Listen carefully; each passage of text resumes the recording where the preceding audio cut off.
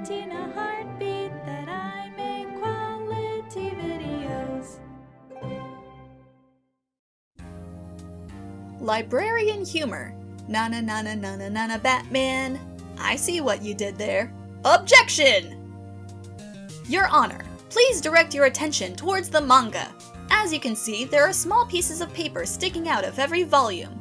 But no such paper is sticking out of the Batman comic. The reason? The Batman book doesn't belong to the library. The photographer put it there to take a picture. Objection! Once again, making hasty assumptions, right? First of all, I'd like to direct the court's attention to this particular spot in the top right-hand corner. Notice how the words are blocking the top of the Batman book. With this in mind, how can you claim that there is no such paper sticking out of the Batman comic? Say what? Well, look at the size of the paper pieces. They're all sticking pretty far out. If there was paper in the Batman comic, it would be big enough to stick up over the text. And while gravity does exist, it probably won't make the paper do a 90-degree turn and just lean horizontally left at the middle. Still grasping for straws, right? Hypothetically, if there were a paper there, this picture would not be able to prove its presence. I've taken the liberty of drawing a diagram to illustrate my point. We are faced with three possibilities.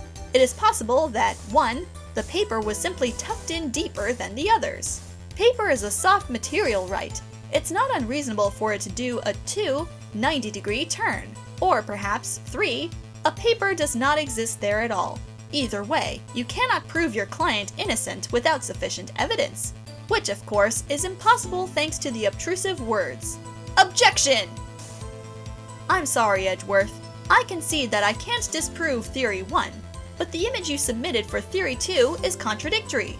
Look at the tilt of the other pages. They clearly prove how much the paper would tilt. And Theory 3 is my point. Why would the library's book not have this piece of paper when the other library books do? While you still have Theory 1, there is another contradiction. The books are not in alphabetical order.